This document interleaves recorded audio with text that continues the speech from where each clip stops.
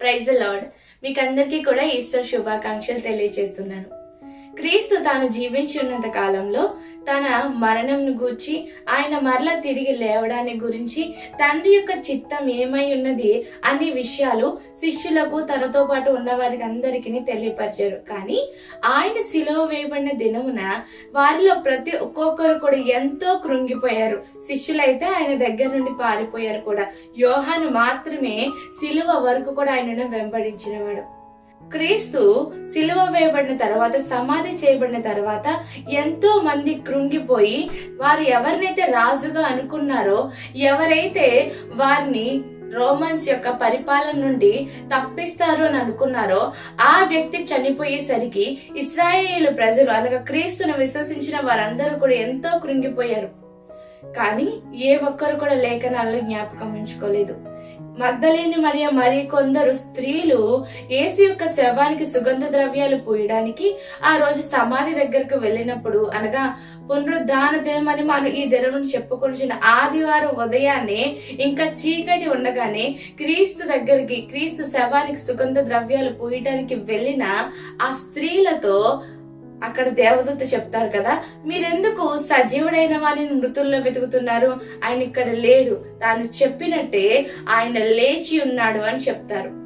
దేవదూత ఆ మాట పలికినప్పటికీ కూడా, దేవదూత వారికి సమాచారం అందించినప్పటికీ కూడా మగ్దలేని మరి ఇంకా సమాధి దగ్గర కూర్చుండి ఏడవడం మనం గమనించగలం.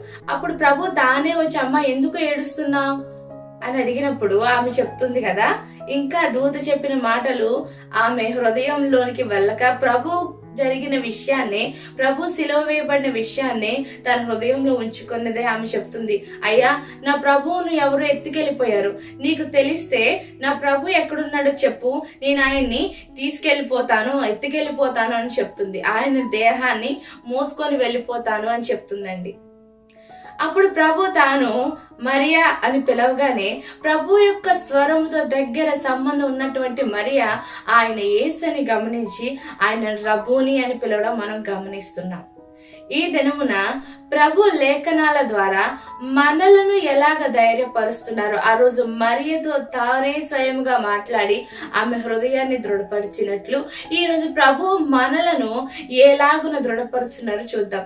కొలస్సీలకు రాసిన పత్రిక, అపోస్తలుడైన పౌలు కొలస్సీలకు రాసిన పత్రిక 2వ అధ్యాయము 14వ వచనం చదువుతున్నాను. మరియు అపరాధముల వలనను శరీరం నందు సున్నతి పొందక యుండుట వలనను మీరు మృతులై ఉండగా, దేవుడు వ్రాతపూర్వకమైన ఆజ్ఞల వలన మన మీద రుణముగాను మనకు విరోధముగాను నుండిన పత్రమును మేకులతో సిలువకు కొట్టి దాని మీద చేవ్రాతను తుడిచివేసి మనకు అడ్డము లేకుండా దానిని ఎత్తివేసి మన అపరాధములన్నిటిని క్షమించి ఆయనతో కూడా మిమ్మల్ని జీవింపచేసెను.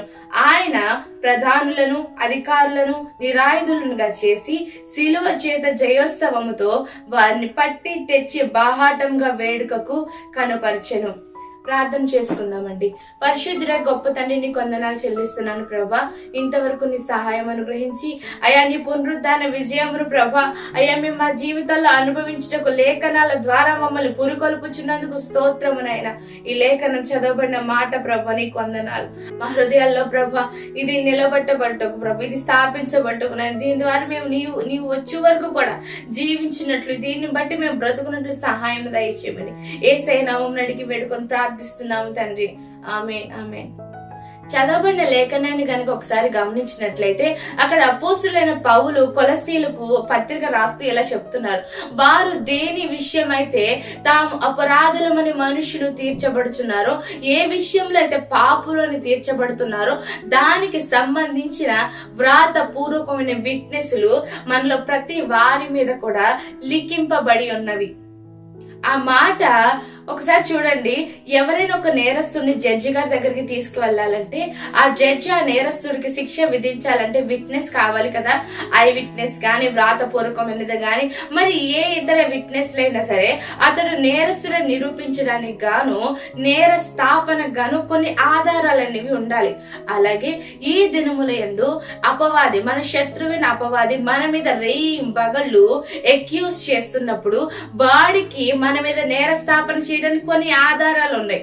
మనం హృదయపూర్వకముగా దేవుని అంగీకరించకపోవడమైనా, వాక్యాన్ని అనుసరించకపోవడమైనా, ఆయన మాటలను బట్టి జీవించకపోవడమైనా, ఆయనలో నిరీక్షణ ఉందని విశ్వసించకపోవడం వలనైనా అనేకమైన కారణాలను ఈ దినమున ఒక లిఖిత పూర్వకమైన లేదా వ్రాత పూర్వకమైన వ్రాతగా మన మధ్య ఉంచాడు.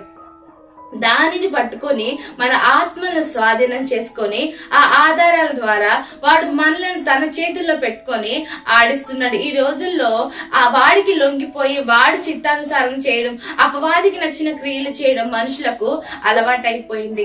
అయితే క్రీస్తు మనుషులు దేని నుండి అయితే విడుదల పొందలేకపోతున్నారో వారిని దాని నుండి విడుదల చేయడానికి, ఆ బానిస కట్లు తెంపడానికి, వాడి చేతుల్లో నుండి మనల్ని విడిపించి వారిని యొద్ద నుండి మనల్ని వేరుపరిచి తండ్రికి మనల్ని సొంతం చేయాలని ప్రభు ఈ భూమి మీదకి వచ్చి ఉన్నారు. చూడండి, ఇక్కడ ఒక మాట, అది ఎంతో అద్భుతమైన మాట. చూడండి, దేవుడు వ్రాత పూర్వకమైన ఆజ్ఞలను మన మీద రుణముగాను మనకు విరోధముగా నుండిన పత్రమును, హల్లెలూయా, మన మీద విరోధముగా ఒక పత్రము లిఖింపబడిందంటండి. ఆ పత్రము తండ్రి ఎదుట ఉంచినప్పుడు నిశ్చయముగా వీడు మరణానికి పాత్రుడు, ఇది మీకు మరణానికి పాత్రురాలు అని నిరూపించగల ఒక బలమైన పత్రిక మన పేరిట రాయబడినప్పుడు, క్రీస్తు సిలువ వేయబడ్డాన్ని బట్టి ఆ వ్రాత పూర్వకమైన పత్రికను క్రీస్తు సిలువ వేయబడడాన్ని బట్టి ఆ సిలువలో మేకులకు కొట్టేశారంటండి. హల్లెలూయా. చూడండి, ఈ మాట చదువుతున్నాను.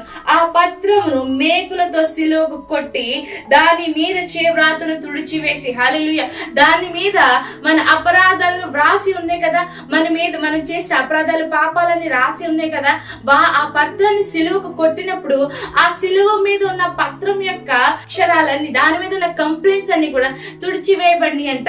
ఇక్కడ మీకు అర్థమవుతుందా? ఆ పత్రం ఎలా తుడిచివేయబడింది, దాని అక్షరాలు ఎలా తుడిచివేయబడ్డాయి?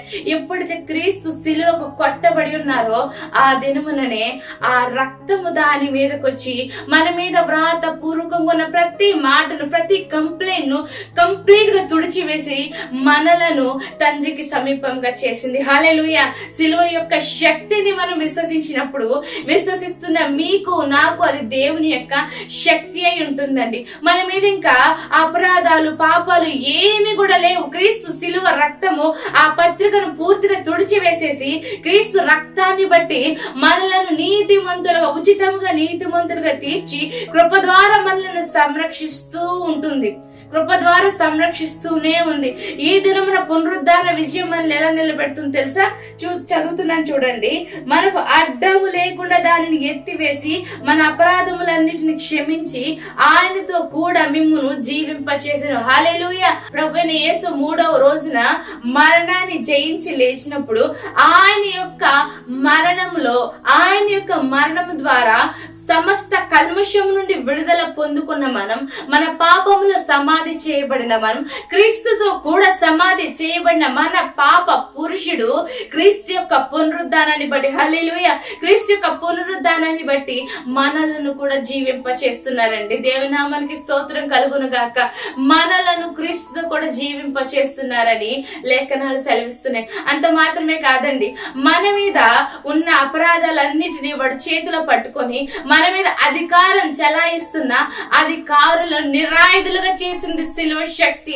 నిరాయుధులుగా చేసి వారిని బాహాటంగా కనపరిచింది. ఇదిగో వీడే నా ప్రజల మీద నేరస్థాపన చేస్తుంది వీడే అని చెప్పి ప్రభు యొక్క పునరుద్ధానాన్ని బట్టి ఆ అపరాధములను మోపేవాడి అధికారులను అధికారం లేని వానిగా చేసి వాటిని బాహాటంగా నిలబెట్టిందండి. ఈ రోజు క్రీస్తు సంఘం ఎదుట అపవాది నిరాయుధుడిగాను, ఏమి చెయ్యలేని వానిగాను మార్చివేసింది. క్రీస్తు యొక్క జీవము వాని మరణానికి కారణమైందండి. క్రీస్తు యొక్క పునరుద్ధానము వాని చేతకాని వానిగా చేసింది.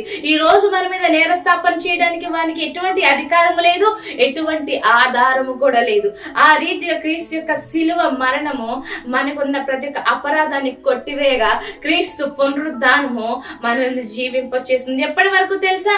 మనం ఈ లోకంలో శరీరానుసారంగా మృతమైనప్పటికీ పట్టినప్పటికీ, మన శరీరము కుళ్ళు పట్టినప్పటికీ, మన శరీరము ఈ బాహ్య శరీరం రక్త మాంసములతో ఉన్న ఈ శరీరము సమాధిలోనికి వెళ్ళి కుళ్ళు పట్టినప్పటికీ కూడా అక్షయమైన దేహము, చేతితో చేయబడిన దేహము కప్పబడిన వారమే క్రీస్తు లేచినట్లే, క్రీస్తు సమాధి గుండెను చీల్చినట్లే మనము కూడా ఒకానొక దినమున ఈ సమాధిని చీల్చుకొని జయోత్సవముతో దేవుని ఎదుర్కొనే రోజు వరకు ఆయన మనల్ని జీవింప చేస్తారు. యుగ యుగములు కూడా మనం ప్రభువుతో నిలిచే భాగ్యాన్ని ఆయన మనకు అనుగ్రహించారండి. ఆయన నిజంగా సమాధుల్లో లేడండి. ఆయన తను చెప్పినట్టుగానే లేచాడు, తను చెప్పినట్టుగానే తండ్రి యొద్దకు వెళ్ళాడు, తను చెప్పినట్టుగానే స్థలం సిద్ధపరుస్తున్నాడు, తను చెప్పినట్టుగానే రాబోతున్నాడు. కనుక ప్రియ సంగమా, దేవుని కొరకు ఎదురు చూస్తూ ఆయన రాకడ కొరకు మీరు సిద్ధపరచుకోనండి. ఎందుకంటే మనం క్రీస్తుతో కూడా లేపబడిన వారం అయితే మనలో జీవించుచున్నది క్రీస్తు ఆత్మయే గనుక ఆ క్రీస్తు ఆత్మ క్రీస్తు రాకడ వరకు కూడా మనల్ని సిద్ధపరిచి మనలో నివసిస్తూ మనలను వెలిగిస్తూ రేపుచునే ఉంటుంది. దేవుడు అట్టి కృపను మనందరికీ అనుగ్రహించి ఆయన కొరకు సిద్ధపరచును గాక. ఆమేన్. ప్రార్థన చేసుకుందాం. పరిశుద్ధుడా గొప్ప తండ్రి, నీ కొందనాలు చెల్లిస్తున్నాను ప్రభా. నీ విజయములో ప్రభా అయ్యా మా అందరికి నీ విజయాన్ని దయచేసావు ప్రభా. మరణపు ముళ్ళు విరిచి గెలిచి లేచిన దేవానికి స్తోత్రములు. విన్న ప్రతి వారి హృదయములోను నీ ఆత్మను మెండుగా అనుగ్రహించి మీరు ఆకడ కొరకు వారిని ఆయుధపరచమని ఈ పునరుద్ధాన బలముతో ప్రభా అయా శత్రువును జయించు కృపను ప్రతి వారికి అనుగ్రహించమని యేసయ్య నామమున అడిగి వేడుకొని ప్రార్థన చేయించున్నాం తండ్రి. ఆమేన్. వందనాలండి. God bless you.